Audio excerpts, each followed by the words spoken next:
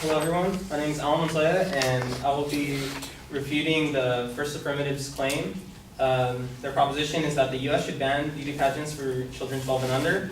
I'm going to start with significant, inherency, and solvency claims and refute those, and if time permits I will also add some reparations or some extended evidence. Okay, so for the first significant claim, they stated that that overly sexualizes children at a young age.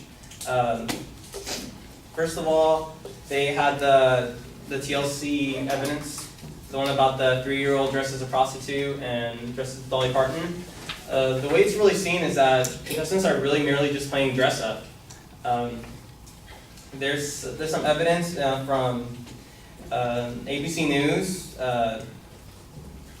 Holly Tavan, she is a contestant for, she is a judge for glitz pageants. She stated that that merely dressing for a pageant doesn't necessarily mean looking older. If the child would have a dress on that we feel is too low cut for a child that age, or if the child uses movements that aren't age appropriate, then we would probably take off points. They actually do consider whether or not this child is dressed very inappropriately. So they're actually really putting into consideration whether or not they are dressed too age inappropriate, and that kind of goes against what they're saying for glitz pageants. Also, in another article from The Observer, a mom named Sally Joseph entered her daughter Amber Joseph, and what she really sees is that she doesn't allow Amber to wear makeup. She states that if it's a special event, I do her eyes and I give her a little bit of clear lip gloss, but she's as beautiful as she is. She's a child, and I believe that beauty comes from within. The parents really state that they actually don't want their children to do it. There actually were plenty of articles that I found that many of the parents decided that they didn't want their children to do it outside of pageants. So basically pageants are just dress up. It's basically just Halloween for a little while. They're just dressing up. This isn't really anything that harms them. For their inherency claim, they claimed that they spend too much money. And from what I found was that competition prizes are saved for contestants to use later in life. Really, they give a lot of prizes at the end. They're scholarships. They give prize money. They give coupons at the end of pageants for them to reuse. And also, in an article I found in United Press International, it was me, Isabella Barrett, the 6-year-old pageant millionaire. According to U.S. laws, her parents actually have to save a percentage of her earnings and save it until she's 18 for her to use later in life. So they actually do save the money. And even Miss America 2014, Nina Diwali, she stated that I started the Miss America's Astounding Teen program, and that's meant to be a feeder into Miss America. Through the program, I gained $25,000 in scholarship money, and with that and the help of my parents, I was able to graduate debt-free from the University of Michigan. So she actually does use the money later on in life.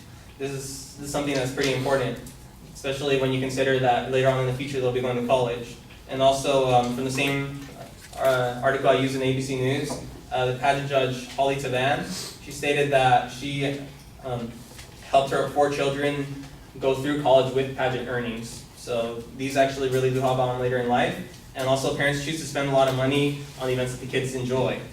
In an article that I found in ABC News and NBC News, one of the mothers, she stated that you never get back the money that you put into it. Never. The reason we compete in pageants is that her daughter Mackenzie loves it.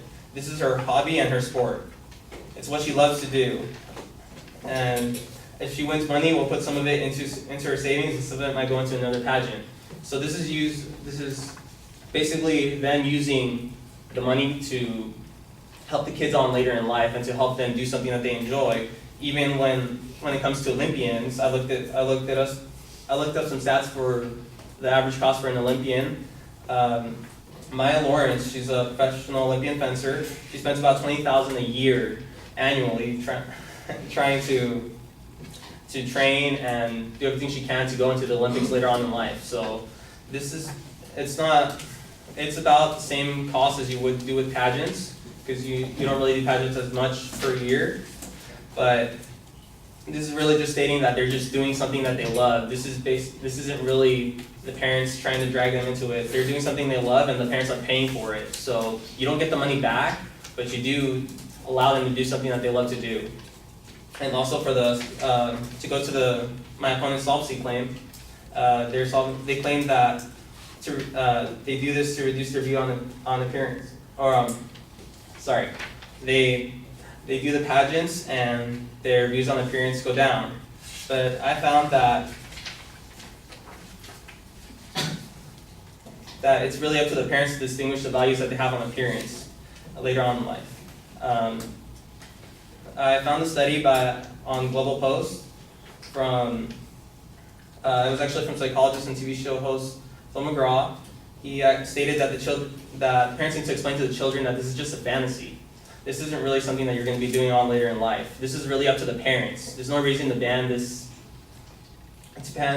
pageants. It's really up to the parents to teach their children, and he states that if they don't stress the fact, then children might be more concerned with developing their looks. So really, there's no reason to ban them. It's just up to the parents. And also they stated about the pixie sticks, the pageant crack. Really, it's just about the extreme moms. Some moms are just going to the extreme, and there really isn't that many moms that are like that. It's really limited. I didn't really see any statistics that they had on how many moms there were, any of that. Also, for eating disorders, there aren't really many children that have eating disorders. In a study that I found from the disease CDC, actually did some studies, and only about 0.1% of children really have eating disorders. And also 2 in 5 women in total, and throughout the entire U.S., have eating disorders. So out of those many women, only you would say only a few children, 1 in 1/10, have it. So there really isn't sufficient evidence for them to state this. And that's it. Thank you.